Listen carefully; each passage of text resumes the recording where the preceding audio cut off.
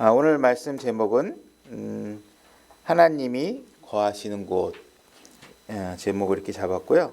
본문으로는 고린도전서 3장 16절 17절 말씀을 한번 읽고 이야기를 풀어가 보도록 하겠습니다. 고린도전서 3장 16절 찾아보겠습니다. 다 같이 소리내서 읽도록 하겠습니다. 준비. 16, 17절입니다. 준비 시작. 너희가 하나님의 성전인 것과 하나님의 영께서 너희 안에 거하시는 것을 너희가 알지 못하느냐? 누구든지 하나님의 성전을 더럽히면 하나님께서 그를 멸하시리니 하나님의 성전은 거룩하며 너희가 곧 그 성전이니라. 우리가 이제 신구약 이렇게 성경책을 갖고 있잖아요. 그래서 이제 우리 신약 백성들이, 신약 우리 성도들이 참 복되다고 생각되는 것들이 우리가 구약에서 좀 뿌옇게 희미하게 이렇게 알고 있던 것들을 신약 성경에서 아주 명쾌하게 우리가 잘 이해할 수 있게 규정해 주시고 구체적으로 그런 내용들의 의미를 명확하게 설명해 주고 계시해 주신다는 거죠. 그래서 구약에서 우리가 좀 하나님이 거하는 것이 무엇일까? 어떤 건물일까? 뭐 이런 것들에 대한 오해들을 신약에서는 분명하게 정의해 주고 계시는 것입니다. 그래서 하나님이 거하는 곳은 이런 건물이나 어떤 것이 아니라 바로 우리 안에, 그죠? 신약 성도들은 구원받은 자녀들 안에 하나님께서 거하시고 그것이 곧 성전이라고 얘기하고 있습니다.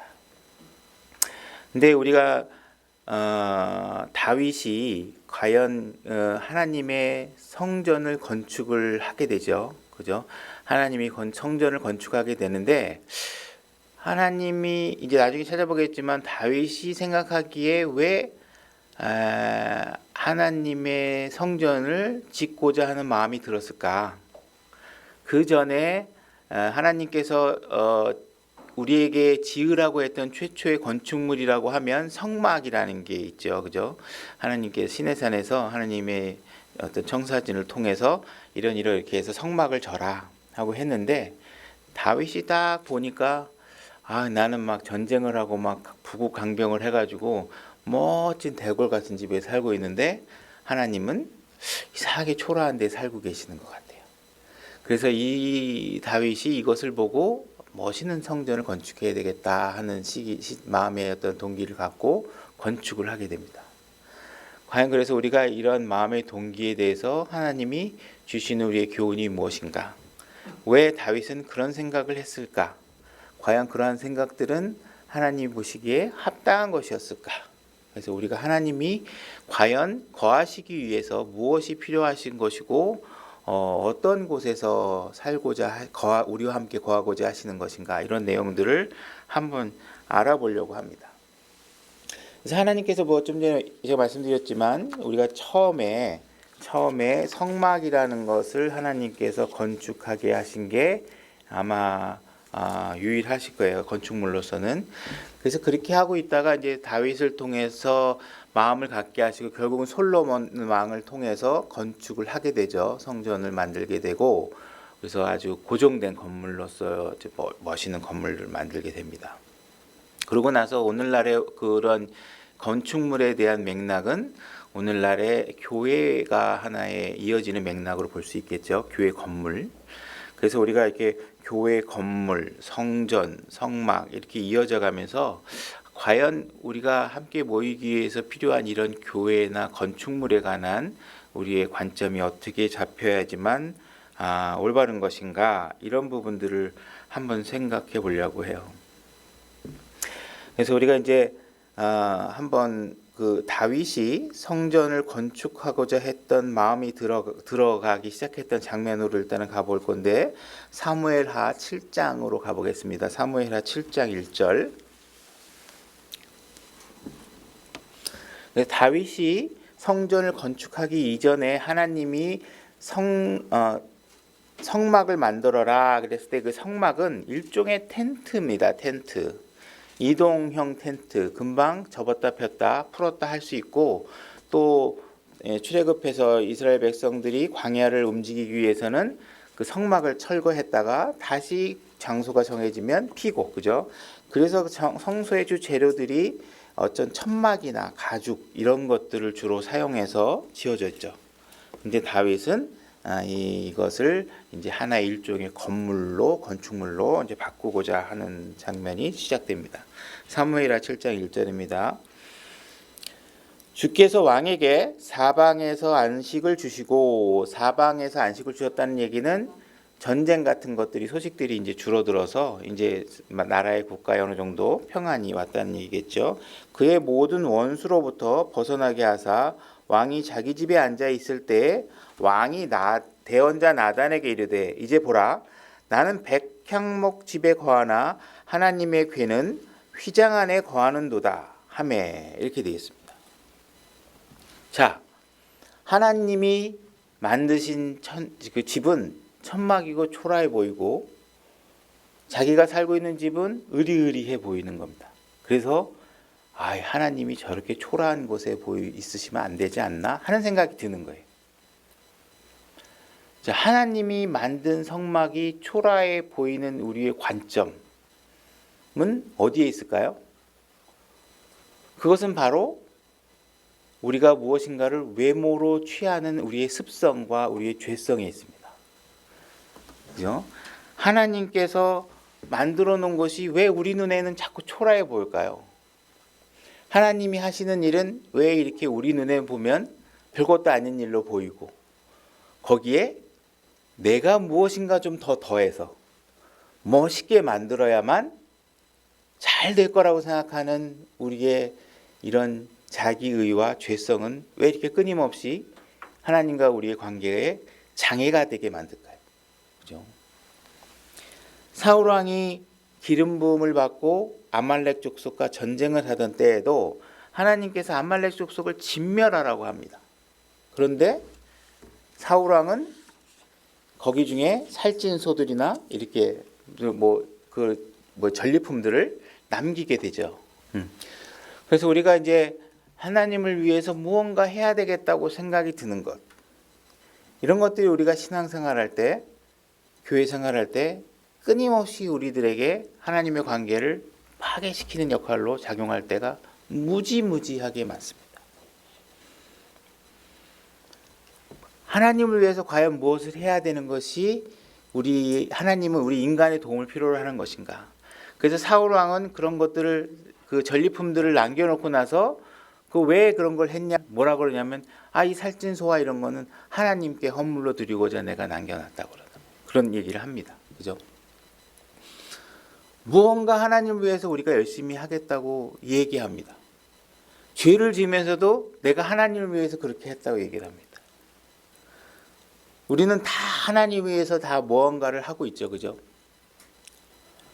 하나님을 위해서 목사에게도 많은 돈을 갖다 주는 사람도 있고, 하나님을 위해서 교회 건축 헌금을 많이 내시는 분들도 있고, 어떤 분들은 하나님을 위해서 꽃꽂이를 하시는 분들도 있고, 좋은 음식을 준비하는 사람들도 있고, 그죠? 또는 영상 장비도 고가로 하고, 음향 장비도 하고, 막 이렇게 우리가 주님을 위해서 열정을 불태웁니다. 그런 것들이 다 잘못됐다고 할 수는 없겠지만, 그 일이 시작되는 것들, 그 지점에 우리의 마음의 상태가 어떤 것인가? 우리가 그것에 하나님의 말씀에 순종하는 마음으로 그것을 내가 하는 것인지, 아니면 내 의를 드러내고자 하는 것인지, 그 구분 지점에서 우리가 명확하게 방향을 잡지 않으면 다 헛된 일들이 된다는 겁니다. 그 많은 돈 아깝잖아요. 전에 있던 교회에서도 그렇고 그런 걸 보면은 전부 다들 이렇게 하는 얘기가 뭐냐면, 이전에 있던 교회에서 너무 헌금을 많이 해가지고 지금 교회에는 헌금도 이렇게 별로 없다 그러고, 봉사하자 그러면 지난번에 있던 교회에서 봉사를 너무 열심히 하다 상처를 많이 다 받아가지고 이번 교회에서는 아무것도 하기 싫다고 그러고, 무언가 막 뒤죽박죽이죠. 이분은 하나님에 대한 마음의 질서가 어떻게 되어 있는 건가 하는 생각이 들 때가 굉장히 많이 있습니다. 교회를 위해서 멋진 강대상도 필요하고, 왜 우리들의 들어가는 것들은 왜 하나님의 말씀에 대한 순종보다 왜 이렇게 화려한 치장과 자기 장식과 자기 의에 매달리고 있는 걸까요? 지금 다윗도 비슷한 순간에 놓여 있는 것입니다.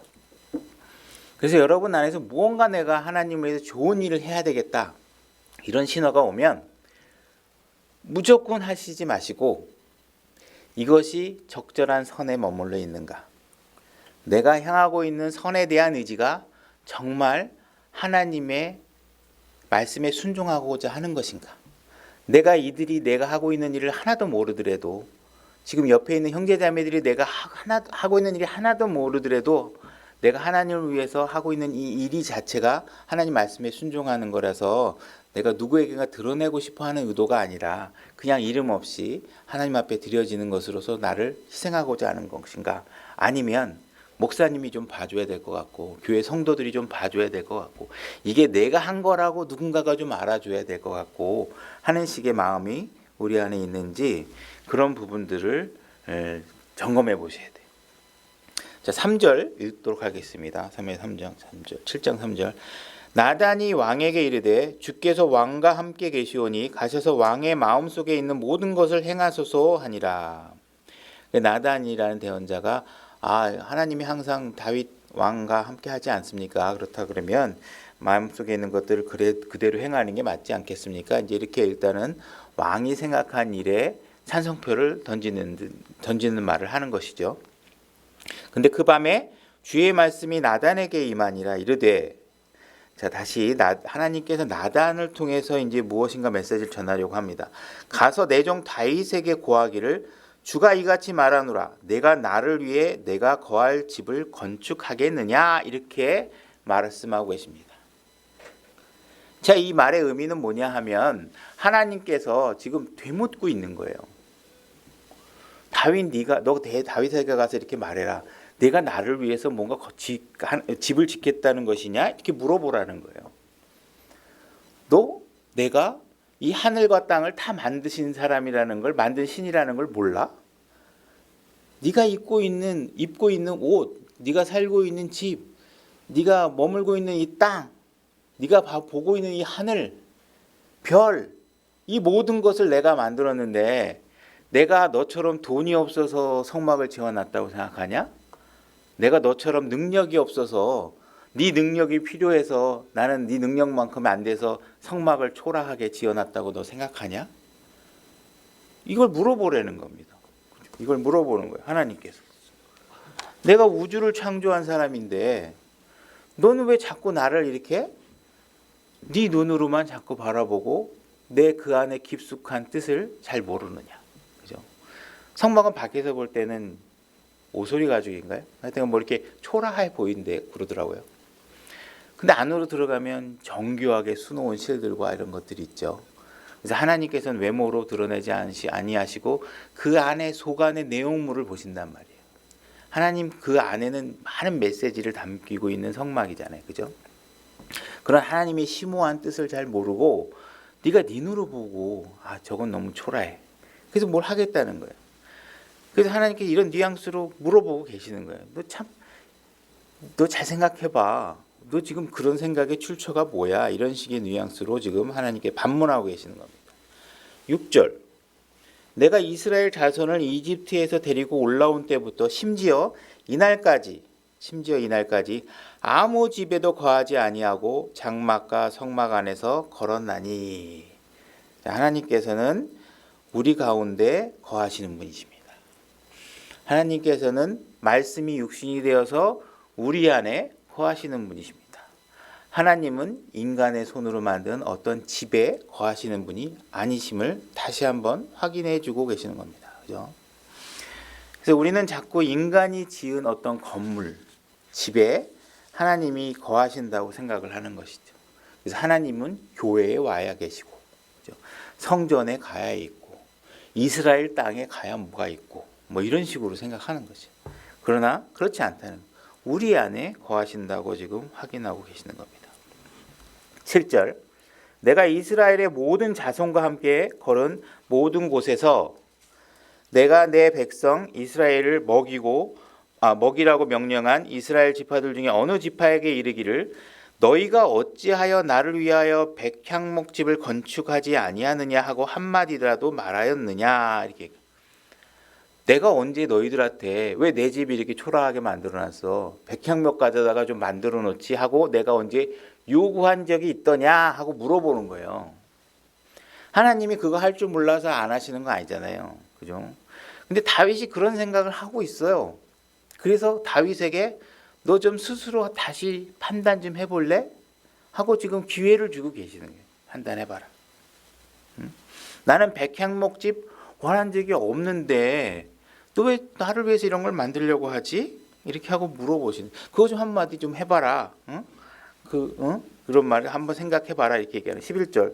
또 전에 내가 재판관들에게 명령하여 내 백성 이스라엘을 다스리게 하고 또 너로 하여금 내 모든 원수로부터 벗어나 안식하게 하던 때 이후와 같이 그들을 괴롭히지 못하게 하리라. 또한 주가 친히 너를 위해 집을 세우리라고 내게 말하노라.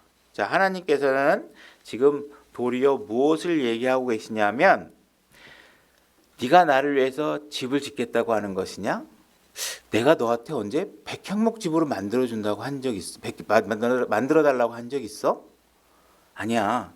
내가 너를 위해서 집을 지어 줄게. 내가 너를 위해서 집을 지어 줄게. 오히려 하나님이 거꾸로 제안을 하시는 거예요. 하나님이 말씀하시면 그게 뭐가 돼요? 약속이 되는 거죠. 그죠? 하나님이 약속하시면 약속이 되는 것입니다. 역제안을 하고 계시는 거예요. 네가 나를 위해서 뭘 만들겠다는데 내가 너를 위해서 만들어줄게. 이렇게 얘기하고 계시는 겁니다. 12절. 내 날들이 차서 내가 내 조상들과 함께 잘 때에 내가 내 뱃속에서 나올 자 곧 내 뒤를 이을 내 씨를 세우고 그의 왕국을 굳게 세우리니 내가 나중에 죽게 되면 네 뱃속에서 나온 후손들이 있는데 그 씨가 너의 왕국을 이어서 세워나갈 것이다 할 때 이 씨가 중의적인 표현이 있는 거죠. 그죠? 부중의적인 표현인데 이 씨가 단수로 되어 있죠. 단수. 이 씨는 뭐 굳이 찾을 필요는 없을 것 같은 창세기 3장 15절에 말씀하신 여자에게서 나온 씨죠. 그래서 구속 사역의 중요한 핵심 단어인 이 씨, 다윗의 후손으로 오게 될 이 씨가 세우게 될 왕국, 이 왕국을 내가 세우겠다 이렇게 얘기하는 거예요. 이 왕국을.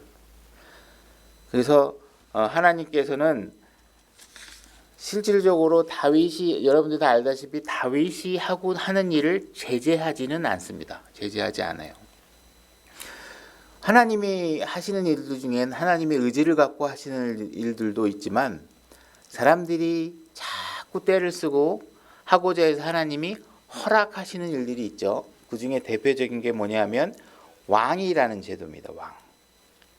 하나님께서는 내가 너희들의 왕이야. 너희는 일반 이방 민족의 나라와 다르거든. 너희들은 내가 왕이고 나를 왕으로 섬기면 돼. 그런데 이 사람들이 우리 눈에 안 보이는 왕 마음에 안 들어 싫어. 저 바깥에 봐 멋있잖아. 왕이 막 말을 타고 와가지고 진두지휘하고 그냥 너무 멋있어. 눈에 뿅 가는 거죠, 그죠? 그래서 우리도 그와 같은 왕을 세우게 해달라 이렇게 얘기를 합니다.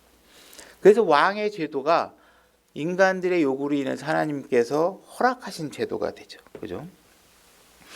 그러나 여러분들이 아시겠지만 다윗이 세운 성전 그리고 하나님이 세우겠다고 하는 왕국과 템플 성전 이것은 어마어마한 질적인 차이가 있는 겁니다. 하나님이 자기가 약속한 씨를 통해서 세울 왕국은 곧 예수 그리스도가 오시고 그분이 세운 왕국 그 왕국이래야지만 하나님께서 굳게 세우실 수 있고 영원히 세울 수 있는 집이 되는데 인간들이 그 집은 초라하고 뭔가 눈에 보이지 않고 내가 하나님을 도와서 멋있는 건물을 만들어야 되겠다고 의지를 보이고 있고 하나님은 그래 한번 해봐라 해서 만들었더니 어떻게 돼요? 이놈들이 와서 부시고 저놈들이 와서 부시고 계속 부서지고 지금 잘 모르지만 어쨌든 지금 이스라엘 땅의 그 성전 건축 벽 하나 갖고선 이 종교와 저 종교가 서로 나눠 가져가지고 예루살렘 성전도 제대로 온전하게 사용할 수 없는 상태가 돼 있잖아요. 그죠? 그러니까 인간이 세운 것들은 다 이런 상태를 드러낸다는 것이죠. 오직 예수 그리스도가 이 땅에 와서 그분을 통해서 세워질 왕국이래야만 그것이 온전하고 완전하고 굳게 세워질 수 있고, 하나님께서는 자신의 성막이라는 것을 통해서 그분이 갖고 있는 속성과 앞으로 그분이 하시게 될 내용들을 그 성막 안에 하나님의 계시적인 의미로 성막을 인간들에게 짓게 하셨고, 그것을 무슨 어마어마한 건축물로서 너희들이 우러러 보게끔 한 게 아니라 겉은 초라하지만 그 안에 많은 생명과 오묘함과 질서와 아름다움들을 갖고 있는 예수 그리스도의 모형을 그 성막 안에 그림으로 갖고 있게 만든 것입니다. 그리고 그 성막을 통해서 이스라엘 백성과 함께 거하고자 하는 하나님의 의미가 담겨 있는 것인데, 이 사람들은 성막을 부적으로 사용하는 것이죠. 그죠? 사무엘서에서도 사람들이 법궤를 나중에는 이것을 부적처럼 사용해서 법궤를 가지고 오면 자기네들이 전쟁에 승리할 거라는 아주 막연한 종교적인 상상을 하게 됩니다. 결국 우리가 깨어있지 않고 올바르지 않으면 이방 사람들로부터 비난받는 신앙생활을 하게 되는 것입니다. 비난받. 요한복음 2장 18절로 가보겠습니다. 자, 제가 읽겠습니다. 이에 유대인들이 응답하며 그분께 이르되 내가 이런 일들을 행하니 우리에게 무슨 표적을 보이느냐 하매, 예수님께서 그들에게 대답하여 이르시되 이 성전을 헐라 사흘 안에 내가 그것을 일으켜 세우리라 하니, 이에 유대인들이 이르되 이 성전을 짓는데 46년이 걸렸거늘 내가 그것을 사흘 안에 세우겠느냐 하더라. 그러나 그분께서는 성전인 자기 몸을 가리켜 말씀하셨더라. 자, 하나님께서 세우고자 하신 다윗, 내가 너를 위해서 왕국을 세울게, 너를 위해서 집을 지어줄게 한 약속이 예수 그리스도를 통해서 성취되고, 앞으로 또한 나중에 예수 그리스도께 재림하시면 그분의 보좌가 예루살렘 성전에 앉혀지실 것이고, 굳건한 왕국이 또 다시 한번 확실하게 눈에 보이는 왕국으로 나게 되겠죠. 바로 이 성전이 예수 그리스도가 되어야만이 부서지지 않고 영원해질 수 있습니다. 하나님은 이 성전을 가리켜 이것이 내가 지어줄 성전이라고 얘기를 하고 있는 것입니다. 근데 우리는 자꾸 그런 내면적인 하나님의 계획에 관심이 별로 없죠. 관심이 자꾸 자기가 의를 드러내려고 하는 일을 하게 됩니다. 자, 사도행전 7장 46절로 가보도록 하겠습니다. 사도행전 7장 46절에 제가 읽겠습니다. 그는 다윗입니다. 다윗. 그가 하나님 앞에서 호의를 입고 야곱의 하나님을 위한 한 성막을 찾기를 원하였으나 솔로몬이 그분을 위하여 한 집을 건축하였느니라. 다윗이 원래는 성전을 만들려고 했는데 결국은 솔로몬이 그 집을 건축했다고 얘기하고 있는 거죠. 그러나 지극히 높으신 이께서는 대언자가 말하는 바와 같이 손으로 만든 전들에 거하지 아니하시느니라. 그죠? 하나님은 사람의 손으로 만든 건물에 거하지 아니하십니다. 이르기를 주가 말하노라. 하늘은 나의 왕좌요 땅은 나의 발받침이라. 너희가 나를 위해 무슨 집을 짓고자 하느냐? 혹은 내가 안식할 처소가 어떤 것이겠느냐? 이 모든 것을 내 손이 만들지 아니하였느냐? 그죠? 하늘의 왕자와 땅과 이 모든 것들을 내가 만들지 않았느니라. 목이 뻣뻣하고 마음과 귀에 할례 받지 않은 자들아, 교만하고, 그죠? 목이 뻣뻣하고 귀가 덮여서 도대체 내 말귀를 못 알아듣는 이 어리석은 백성들아, 이렇게 얘기하고 있는 거예요. 너희가 항상 성령님을 거역하되, 성령님 거역하는 일이 뭐예요? 성전 건축하겠다고 하는 것들에 대해서 하나님이 비난하고 있는 거예요. 성령님을 거역하되 너희 조상들이 행한 것 같이 너희도 그렇게 행하는도다.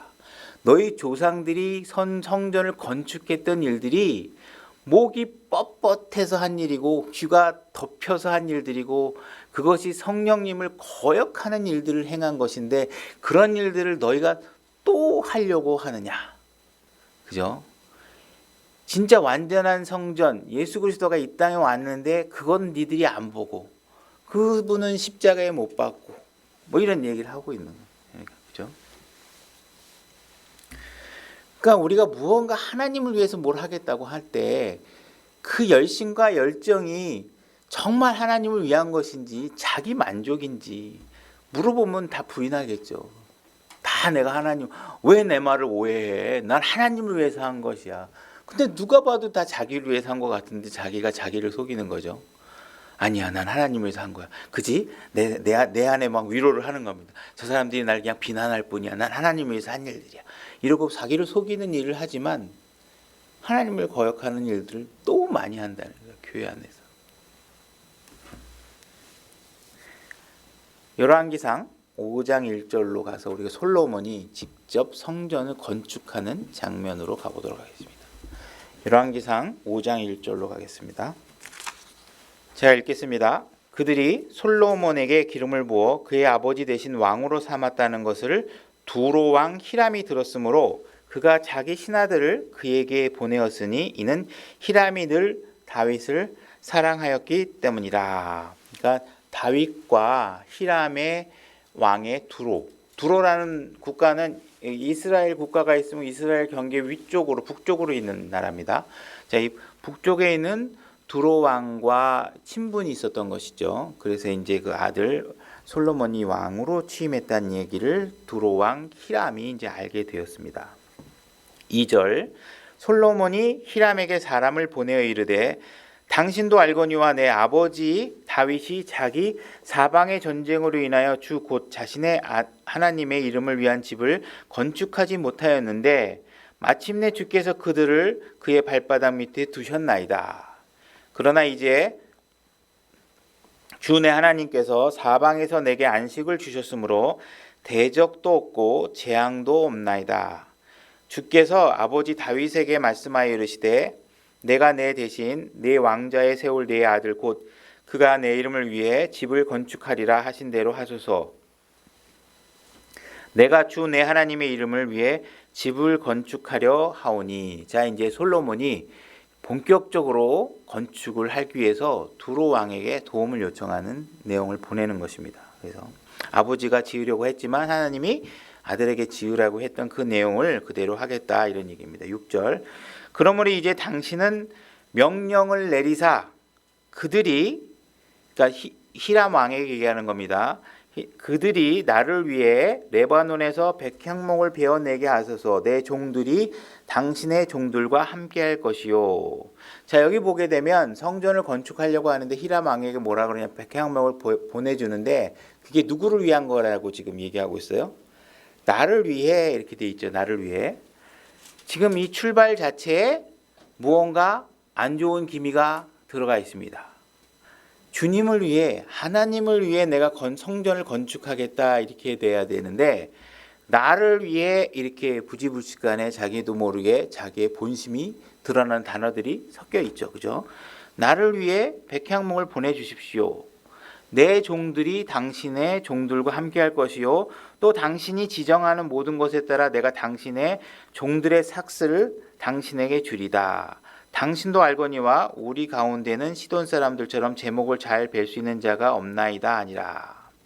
자, 우리 이스라엘 백성에게는 그 백향목을 베는 기술이 없다. 그런 나무가 여기 없고 그래서 당신의 종들에게 명령해서 백향목을 잘라서 보내주시는데 내가 내 종을 이스라엘 백성들 중에 일할 사람들도 당신 나라에 내가 올려 보낼 테니까 그들도 같이 일을 할 수 있게 해달라.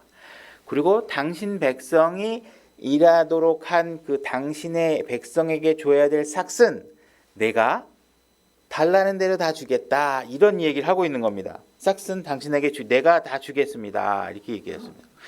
이런 얘기를 하고 있는 겁니다. 그러니까는 내 종과 당신 국가의 종이 함께 협력해서 백향목을 잘라서 오면 내가 그 품삯을 다 주겠습니다. 이렇게 얘기를 하는 겁니다. 그죠? 자, 이렇게 얘기를 하고 7절 히람이 솔로몬의 말을 듣고 크게 기뻐하여 이르되 자, 이 소식을 듣고 기뻐했습니다. 두로의 왕이 이날 주를 찬송할지로다.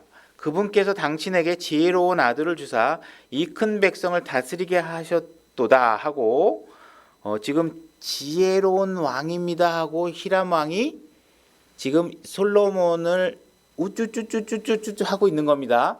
자, 이렇게 칭찬이 들어가면 조심하셔야 됩니다. 그죠? 누군가가 칭찬을 막 해낼 때는 정신 차리셔야 됩니다. 그죠? 이게 뭔가 이제 그 뒤에 속임수가 오거나 그 뒤에 뭔가 좋지 않은 일들이 벌어지겠구나 하고 조심하셔야 돼요. 그죠? 사람은 그냥 이렇게 말 뒤에 항상 숨은 칼들이 있을 수 있습니다. 그래서 이 지금 히람 왕이 정치적인 멘트를 해가면서 솔로몬을 뿡 위로 띄워줍니다. 야, 정말 솔로몬 왕을 대단하십니다. 이런 큰 민족을 다스리게 하고 이렇게 큰 민족을 만들고 대단합니다. 이렇게 칭송을 하고 있습니다. 이렇게 칭송이 들어가면 찝찝해지셔야 됩니다. 여러분들은 그런 걸 조심하셔야 돼요. 8절 히람이 솔로몬에게 사람을 보내어 이르되 당신이 내게 사람을 보내어 구한 것들을 내가 깊이 생각하였고, 자 이제 솔로몬이 제안한 내용을 깊이 생각했습니다. 그러고 나서 백향목 제목과 전나무 제목에 관하여 당신의 모든 소원을 행하리다 이렇게 되어 있는데 무슨 의미인지는 모르지만 사실은 전나무는 솔로몬 왕이 요구한 적이 없어요. 백향목 나무를 요구했거든요 앞에. 근데 지금 히람 왕은 뭔가 1+1 패키지인지 뭔지 모르지만 전나무까지 내려보내주겠다고 얘기합니다. 자, 이렇게 뭔가 내가 대가를 치르지 않은 무언가가 슬쩍 끼어들어오면 조심하셔야 됩니다. 뭔가 그 뒤에 저 사람이 달랠 게 있겠구나 하고 생각하셔야 돼요. 세상은 거저 오지 않습니다. 그죠? 세상에 제일 무서운 게 제일 비싼 게 공짜입니다. 공짜를 그냥 함부로 가지시면 안 됩니다. 하나님이 우리에게 주신 생명도 우리는 여러분들은 거저 받았지만 하나님이 어마어마한 여러분들이 헤아릴 수 없는 대가를 치르신 것을 가지신 거예요. 그것이 하나님과 우리의 관계가 부자지간으로 생명의 관계에서 우리가 거저 얻었을 뿐이지 세상에 공짜만큼 비싼 게 없다 이렇게 생각하셔야 됩니다. 그 다음에 보면 이제 9절로 가보겠습니다. 내 종들이 레바논에서부터 바다로 그것들을 가지고 가겠고 내가 그것들을 바다를 통해 뗏목으로 당신이 내게 지정하는 곳으로 보내며 이렇게 돼요. 지금 히람 왕이 뭐라고 얘기하냐면 내가 지금 원래 솔로몬은 내 종들을 글로 보내면 그 종들과 너희 종들이 백성들이 같이 백향목을 채취해서 가져올 수 있으면 좋겠습니다 하고 얘기했는데 어떻게 얘기하냐면 히람 왕은 보내지 말아라.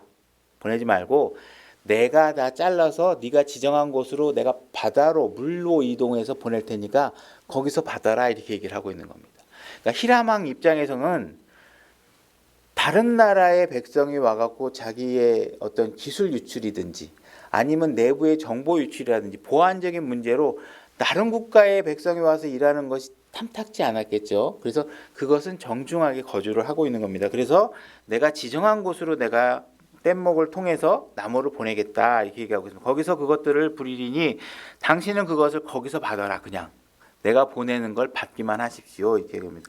내 소원을 이루어 내 집안을 위해 양식을 주셔서 자 여기 아까 플러스한 거에 대한 대가가 여기 나옵니다. 뭐냐 하면 전나무는 아무 말 없이 더 줬는데 지금 요구하는 게 뭐예요? 먹을 걸 달라. 양식을 달라. 북쪽은 농사가 잘 안 돼서 그런지 지금 솔로몬에게 먹을 것을 대가로 요구하고 있습니다. 양식을. 그죠? 자, 10절. 이처럼 히람이 솔로몬의 모든 소원대로 백향목과 전나무를 그에게 주매 솔로몬이 히람에게 그의 집안의 양식으로 밀 2만 고루와 순수한 기름 20고루를 주되 해마다 히람에게 그와 같이 주었더라 이렇게 되어 있습니다. 자, 2만 고루와 기름 20고루, 2만 20고루를 해마다 보냅니다. 굳이 찾아보실 필요는 없고 그 열왕기상 4장에 보면 솔로몬이 자신의 궁궐에서 하루 소비하는 양이 있어요. 숫자 복잡하니까 우리 생각하지 말고 이걸 왕궁에서 하루에 소비하는 양을 1년으로 따지니까 이것저것 밀가루로 막 따지니까 그 외에도 소, 날짐승, 무슨 노루 뭐 이런 거 다 죽이는데 그런 거 다 빼고 곡물만 들어가는 것만 1년에 하루하루 곡물이 얼마 들어가는데 그 1년에 따지니까 약 3만 3천 고루 정도가 돼요. 3만 3천 좀 안 되는 고루가 계산하면. 그러니까 지금 히람 왕 쪽에다가 2만 고루 예를 들어서 그다음에 궁궐에서 매해 3만 얼마 고루인데 우리가 뭐 분량은 잘 모르지만 맥락을 이해하시면 어마어마한 돈을 지금 국고로 탕진하고 국고로 사용하고 있다. 탕진인지 아닌지 모르지만 왕실에 사용하는 것도 어마어마하고 지금 저쪽 북쪽 땅에 갖다 퍼주는 것도 어마어마하고 지금 어마어마한 거예요. 그 이 어마어마한 돈을 주려고 그러면 돈이 어디서 나와야 돼요? 백성들에게서 나와야 돼요. 백성들에게서. 하나님이 하시는 일이라고 생각해 보면 하나님이 백성의 그냥 허리띠를 빡빡 조여가지고 하나님이 원하는 건축 대리석 건물을 막 짓는 거예요. 이게 과연 하나님이 하시는 일의 특성과 맞느냐를 생각해 보면 아니라는 거죠. 그죠? 이 사람들은 지금 왜요? 뭔가 목이 뻣뻣해서 그렇게 하는 거라는 거예요. 목이 뻣뻣해서. 왜? 멋있게 보이고 싶어서 실질적으로는. 솔로몬 왕이 내가 이게 막 화려한 내 위치를 사람들에게 드러내고 싶어서 실제로 이게 하나님 위한 게 아니라 자기를 위해서 하고 있다는 거예요. 과연 이렇게 하는 것이 하나님이 원하는 것인가? 이런 걸 잘 생각해 볼 필요가 있겠죠. 12절 주께서 솔로몬에게 약속하신 대로 그에게 지혜를 주매 히람과 솔로몬 사이에 화평이 있었고 그들 둘이 함께 동맹을 맺었더라. 자, 바로 인접해 있는 국가와 화평 조약을 맺은 겁니다. 왜? 서로 주고받을 것이 있으니까. 그것을 통해서 하는데 여기에 보면 화평의 이름 순서를 보면 히람과 솔로몬 사이에 이렇게 되어 있습니다. 열왕기상은 히람 왕 사람이 지었을까요? 솔로몬 유대인들이 글을 기록했을까요? 유대인들이 기록했잖아요. 그죠?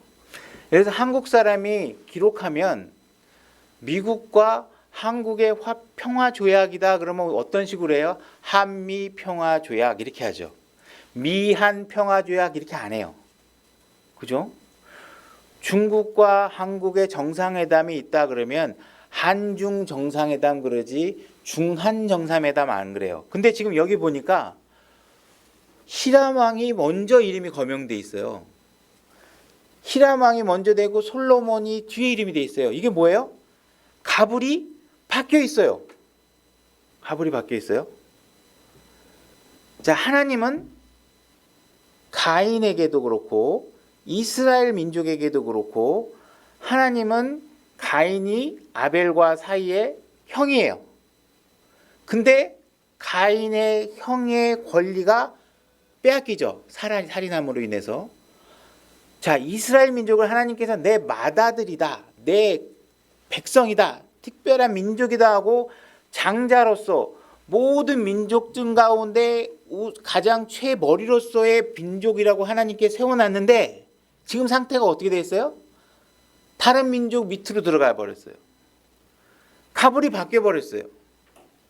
하나님과의 관계가 올바르지 않으면 장자권을 빼앗기고 통치권을 빼앗기고 하나님이 주어진 모든 통치와 특권을 다 빼앗기게 되는 겁니다. 그죠? 하나님께서 분명히 모든 민족 가운데 머리가 되게 만드신 이스라엘 민족이 솔로몬이 하는 일의 과정 속에서 어떻게 드러나고 있냐면 다른 민족의 수하가 된 상태로 드러나고 있다는 거예요. 이미 가불이 바뀌어서 기선이 저쪽 땅으로 넘어가 있는 상태입니다. 저쪽 땅으로 넘어가 있어요. 이 가불이 바뀌는 건 영적인 문제로도 굉장히 중요한 의미를 갖고 있습니다.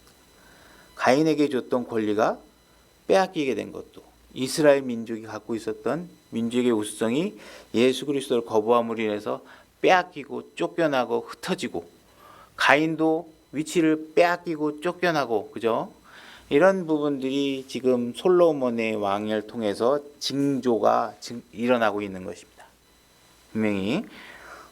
그 다음에 하나님께서는 오히려 그에게 지혜를 주매 이렇게 하고 있는데 진짜 이거는 지혜를 줬다는 게 아니라 내가 준 지혜 갖고 고작 하는 일이 그것이냐 이렇게 조롱하는 걸로 받아들이셔야 됩니다.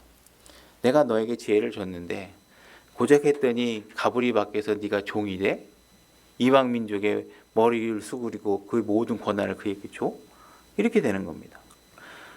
솔로몬은 이렇게 어마어마한 이런 돈을 주는데 이 돈을 주는 게 예를 들어서 지금 그 뭐 2만 얼마 고로를 주면 해마다 주면 성전을 짓는데 7년, 궁궐을 짓는데 13년이 좀 안 된 걸로 알고 있는데 한 예를 들어 한 20년간을 계속 이 국가에다 돈을 갖다 주는 거예요. 최소한. 그죠? 매년 갖다 줘야 되죠. 백향목 받고 이 관계를 유지하려면. 그러니까 이런 계약을 할 필요가 있었느냐 하는 것을 확인하기 위해서 역대하 5장 1절로 가보겠습니다. 역대하 5장 1절 제가 읽겠습니다. 이와 같이 솔로몬이 주의 집을 위해 만든 것들의 모든 작업을 마침에 자, 솔로몬이 이제 주의 집을 짓는 일을 마쳤습니다. 마치고 나서 솔로몬이 자기 아버지 다윗이 봉헌한 모든 것, 즉 은과 금과 모든 기구를 가져다가 하나님의 집의 보고 가운데 두었더라. 실제로 다윗은 솔로몬이 이런 성전을 건축할 수 있는 모든 부자재와 자금과 모든 것을 다윗이 다 준비해 놨었어요. 준비해 놨었어요. 근데 이거를 지금 어디다 안 쓰고 어떻게 해나가요? 자기 집 궁궐 창고에다가 보관해 놓는 거예요. 그러니까 다윗이 준 재물은 자기 걸로 만들고 성전과 궁궐을 짓는 건축은 백성들의 허리를 빡빡 쪼아가지고 만들어서 그 돈을 전부 다 그 이방 민족에게 돈을 다 갖다 바치면서 지어지게 된 거예요. 그러니까 이것이 진짜 하나님을 위한 건지 솔로몬 자기 자신을 위한 건지 그 근본 위치로 가보면 하나님을 위한 게 아니라는 거예요. 하나님이 이미 신약에서 이걸 판단해 주셨단 말이에요. 이것만 보면 우리가 헷갈릴 수 있고 잘 모르는데 우리가 신약에서 보니까 그거 잘못한 거다. 목이 뻣뻣해갖고 귀가 덮여갖고 한 일이다라고 아까 우리 사도행전에 봤잖아요. 그죠? 이게 이렇게 하고 있는 거예요. 그러니까 하나님께서 분명히 필요하면 그래 솔로몬을 위해서 그럼 그러고 나서 다윗이 전쟁하는 동안에 모든 자금과 은과 자금을 다 준비해 놨단 말이에요. 근데 그거는 자기 창고에다 싹 넣어놓고 다른 돈으로 했다는 거예요. 근데 이렇게 싹 숨겨놨던 이런 금은 보화가 어떻게 됐을까요? 나중에 바벨론 왕국이 쳐들어와서 다 뺏어가요.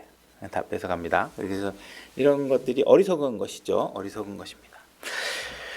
그 다음에 이제 우리가 열왕기상 아까 읽던 이후에 13절부터 이제 18절까지 15장 5장 이후의 내용들은 이제 쭉 간략하게 이제 솔로몬이 왕궁을 이런 식으로 이제 준비해 나갑니다. 이렇게 하는 내용들이 적혀 있어요. 그래서 이제 뭐 건축자들이 어떻게 했고 뭐 이렇게 쭉 어떤 브리핑 하듯이 이렇게 좀 요약 설명이 되어 있습니다. 열왕기상 6장 1절로 가보겠습니다. 제가 읽겠습니다. 이스라엘 자손이 이집트 땅에서 나온 지 480년이 되는 해, 곧 솔로몬이 이스라엘을 통치한 지 4년이 되는 해 15월 즉 둘째 달에 그가 주의 집을 건축하기 시작하였더라. 이렇게 되어 있습니다. 주의 성전 건축을 쭉 해나가는 설명을 하다가 갑자기 6장 1절에 뭔가 맥락과 맞지 않게 어떤 얘기를 하고 있냐면 이스라엘 자손이 이집트 땅에서 건너온 지 480년이 된 시점에 성전을 건축하고 있다. 이렇게 하면서 이스라엘이 출애굽한 기원을 상기시킵니다. 건축하고 있는 내용과는 사실 큰 의미가 없는데 하나님께서 분명히 이 기록을 함으로 인해서 우리 이스라엘 민족에게 이런 내용들을 상기시키고 있어요. 성전 건축을 하게 된 그 시점이 너희들이 이집트 땅에서 노예로 살던 때에 내가 너희들을 끄집어내서 이 땅에 거주하게 하고 지금과 같이 성전을 건축하도록 하게 된 지가 480년이 된 때다. 이렇게 얘기를 하고 있습니다. 이 사람들은 이집트 땅에서 혹독한 노예 생활을 한 사람들이죠. 그죠? 근데 하나님께서 모세라는 인물을 준비해 주시고 그를 지도자로 세워서 홍해를 마른 땅같이 걷게 걸어서 건너도록 해주셨습니다. 그죠? 이렇게 그리고 이집트 군사가 쫓아오다가 홍해에 물이 가둬져서 다 죽게 되죠.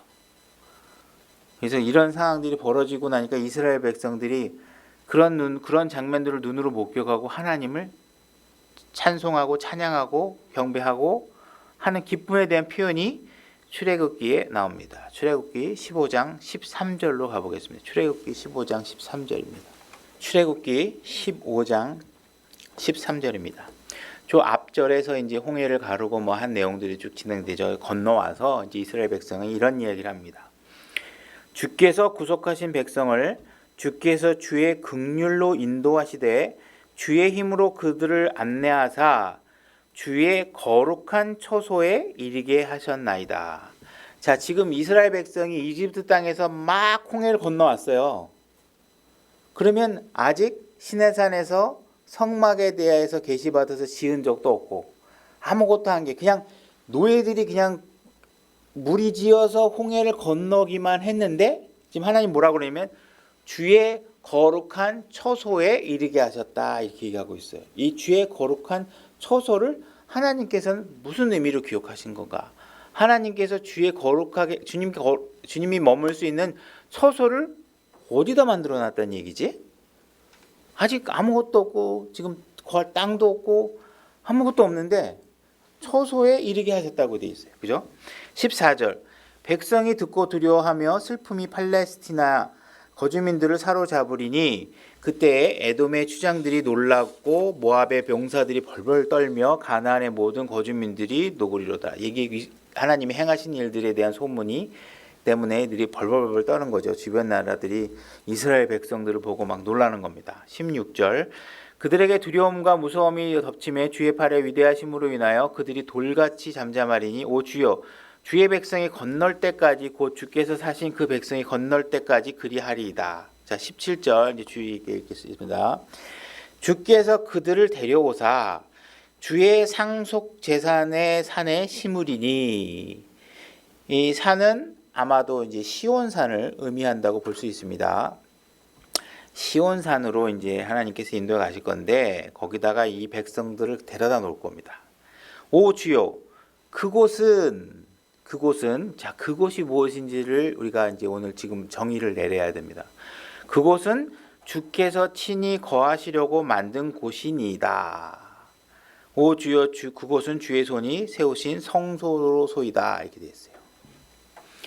지금 주의 백성들을 이끌어서 홍해를 건넌 이 백성들을 하나님께서 어떻게 하신 거냐면 이집트라는 세상에서 그리고 세상의 노예로 살던 사람들을 하나님이 세상과 단절시키고 당신이 거룩한 장소로 이전해 내서 당신이 거룩하게 구별한 이 백성들을 시온 땅에다가 세워놓고 그곳에 내가 함께 거할 것이고 그곳이 하나님이 거할 성소라고 얘기하는 거예요. 그럼 하나님께서 그곳은이라고 한 건 뭐예요? 이스라엘 백성을 얘기하는 거예요. 이스라엘 백성. 어떤 이스라엘 백성? 하나님이 거룩하게 구별해낸 백성들. 그죠? 하나님은 신약에서 세상으로부터 구별돼서 예수 그리스도를 영접하고 구원받은 여러분들 안에 거하십니다. 구원받지 않은 사람 안에 거하지 않으시죠. 이스라엘 히브리 백성도 상징적으로 그들을 이집트 땅에서 끄집어내서 홍해를 건넜는데 그 홍해를 건너 거룩한 백성들이 내가 거할 곳이라고 얘기하고 계시는 거예요. 그러니까 하나님은 구약에서든 신약에서든 하나님은 어떤 건축물에 거하신다고 얘기하신 적이 없어요. 하나님은 생명이신 그분의 생명과 함께 더불어 함께할 영원한 자신의 백성들 사이에 거하시고 계시는 것입니다. 그죠? 그래서 이제 뭐 이거는 참조 구조는 생략하고 그래 넘어가겠습니다. 자, 그러면 이제 제가 설명은 다 했으니까 고린도전서 3장 16절 우리가 읽었던 본문으로 다시 한번 가보겠습니다. 너희가 하나님의 성전인 것과 하나님의 영께서 너희 안에 거하시는 것을 너희가 알지 못하느냐. 누구든지 하나님의 성전을 더럽히면 하나님께서 그를 멸하시리니 하나님의 성전은 거룩하며 너희가 곧 그 성전이니라. 그죠? 그래서 우리가 신약에서 명확하게 이제 정의를 내려주신 겁니다. 그죠? 우리가 신약을 그래서 우리가 성경을 볼 때 항상 구약의 해석은 신약으로 하는 게 맞는 겁니다. 그래서 신약에서 명확하게 드러내주고 계시는 거예요. 그래서 하나님이 계시는 곳은 예배당 건물이 아니죠. 그죠? 예배당 이런 건물이 아니라 여러분들 안에 거하신다는 것을 명확하게 얘기하고 있는 겁니다. 그죠? 그 다음에 이제 열왕기상 6장으로 다시 한번 가볼게요. 6장에 가보면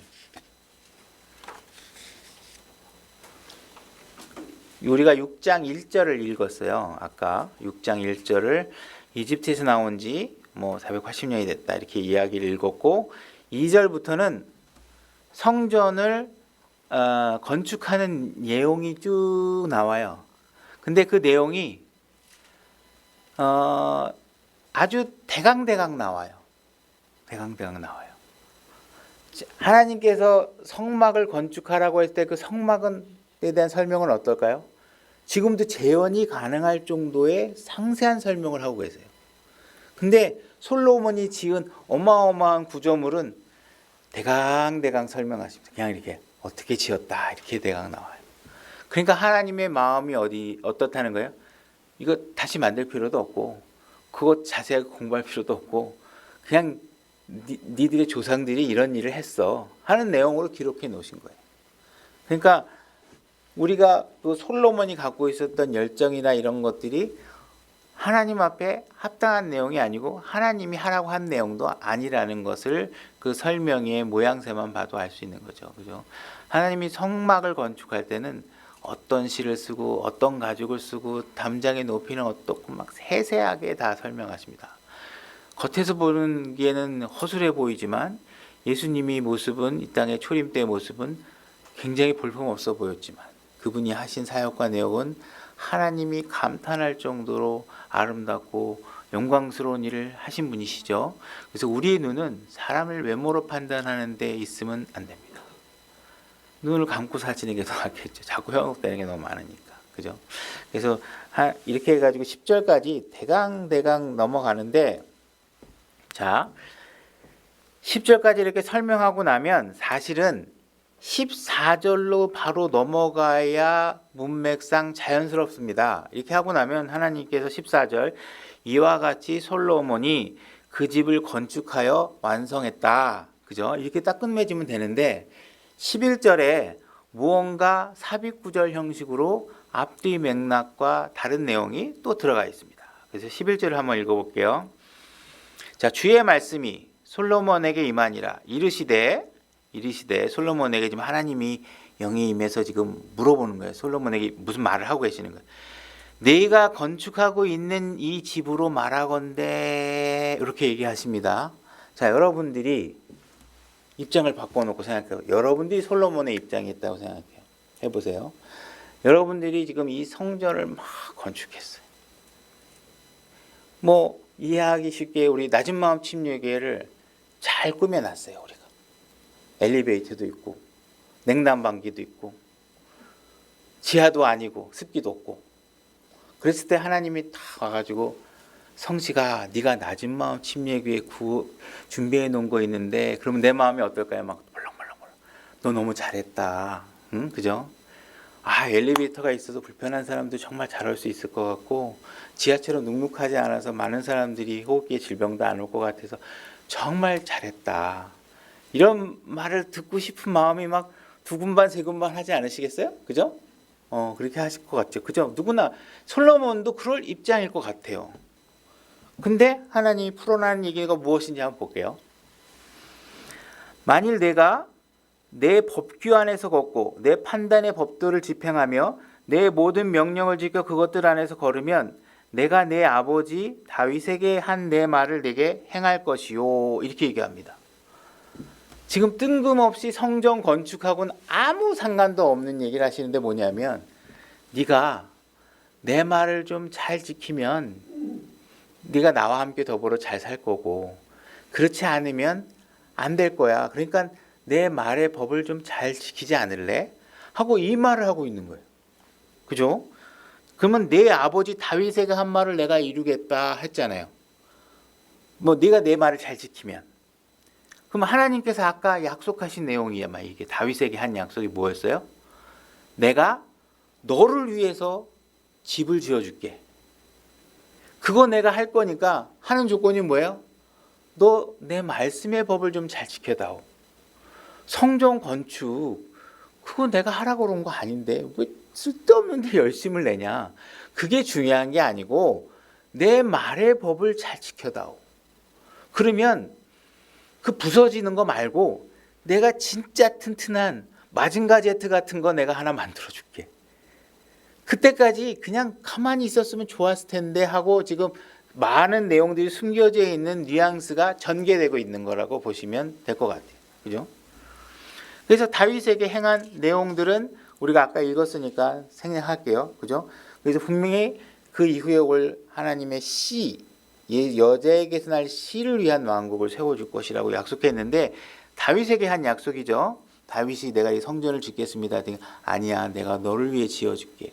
그 집은 네가 죽은 이후에 네 후손으로 올 씨인데 그 씨를 위해서 세워줄 왕국일 거야. 그거는 굳게 세워져. 영원해. 무너지지 않아. 이 약속을 내가 해줄게 하는 약속을 되새깁니다.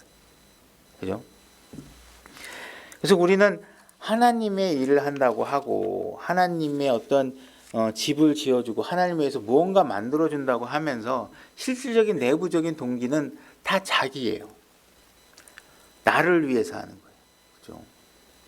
하나님을 종교적인 수단으로 쓰고 자기 상업적인 수단으로 쓰고 정치적인 목적으로 갖다 쓰고 그래서 자기의 열망을 채우고 하나님 이름을 갖고 열심히 싸우다가 국회의원 출마하고 예를 들어서 이런 거 하면 우상숭배하는 거예요.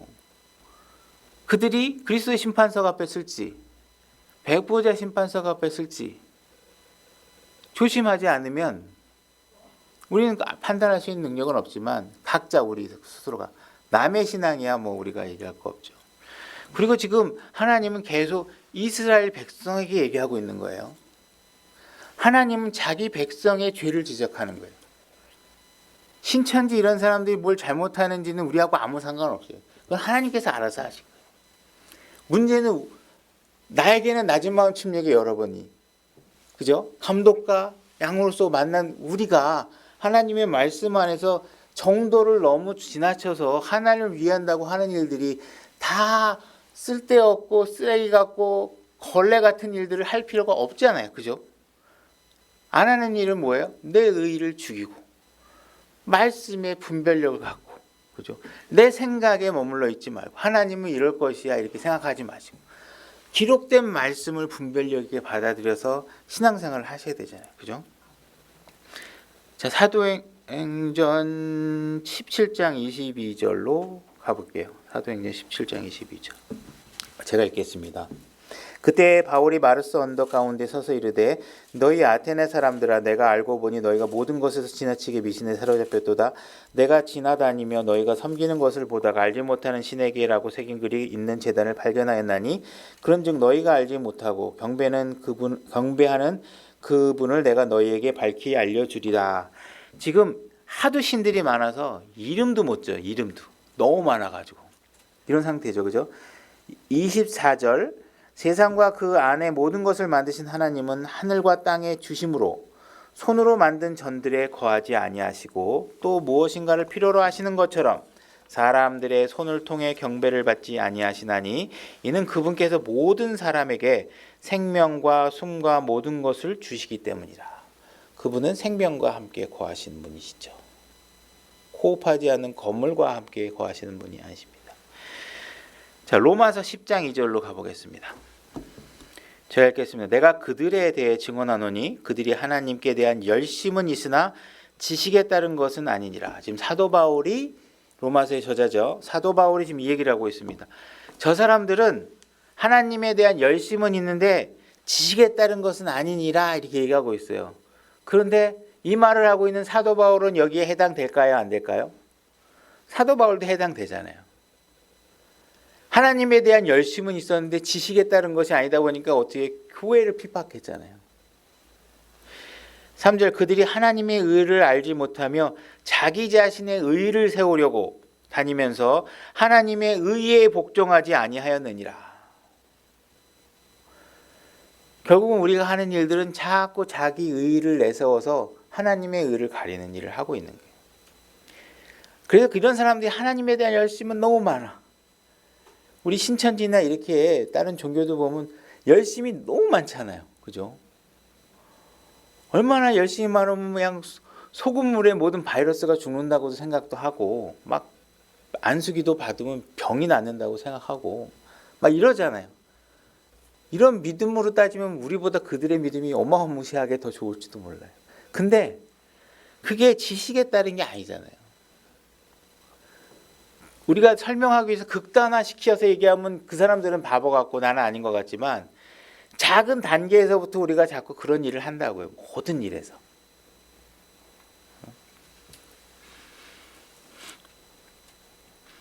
그래서 마저 그냥 끝낼게요. 두 구절 더 남았는데 열왕기상 6장 13절 마저 그 우리가 열왕기상 6장 읽던 거 제가 그냥 읽겠습니다. 또 내가 이스라엘 자손 가운데 거하며 그죠? 하나님이 거하는 곳은 이스라엘 자손들 가운데 거하시는 겁니다. 이 부분을 하나님께서 행간에 우리가 주의하지 않으면 놓칠 만하게 하지만 분명히 기록하고 계시는 거죠. 하나님은 건물에 거하시는 게 아닙니다. 하나님은 이스라엘 자손 가운데 거하며 내 백성 이스라엘 버리지 아니하리라. 행복한 약속이죠. 그죠? 우리를 이스라엘 백성을 버리지 않는다고 되어 있잖아요. 자, 마지막 마태복음 1장 23절로 가보겠습니다. 마지막 구절입니다. 제가 읽겠습니다. 보라, 처녀가 아기를 베어 아들을 낳을 것이요 그들이 그의 이름을 임마누엘이라 하리라 하였으니 이것을 번역하면 우리와 함께 계시는 하나님이라는 뜻입니다. 구약에서는 이스라엘 백성과 함께 하셨고, 그죠? 신약에 육신을 입고 오신 예수 그리스도가 이 지구에 우리와 함께 하셨고, 그죠? 그분이 떠나시면서 성령님을 보내서 각각 구원받은 자들과 함께 그 안에 거하시는 분이 하나님이십니다. 그러니까 하나님이 어떻게 우리와 함께 거하시고 어떤 방식으로 어느 곳에서 거하시는지 오늘 배운 말씀을 통해서 우리가 마음에 잘 생기고 우리의 잘못된 열심이나 열정으로 다윗이나 솔로몬이 하나님을 위해서 무언가 하겠다고 했지만 하나님한테 아무 평가도 못 받고 오히려 나중에 꾸중받는 이런 열심들은 우리가 피하는 것이 좋겠죠. 그 열정으로 하나님 앞에 오히려 순종하고 오히려 초라하게 보일지라도 하나님 앞에 더 합당하게 보이는 위치를 찾는 것이 더 좋을 것입니다. 그래서 그곳은 바로 낮은 자리이고 그죠? 겸손한 자리이고 하나님을 앞에서 나를 죽이는 위치가 될 것입니다. 자, 오늘 말씀 여기까지 하고요.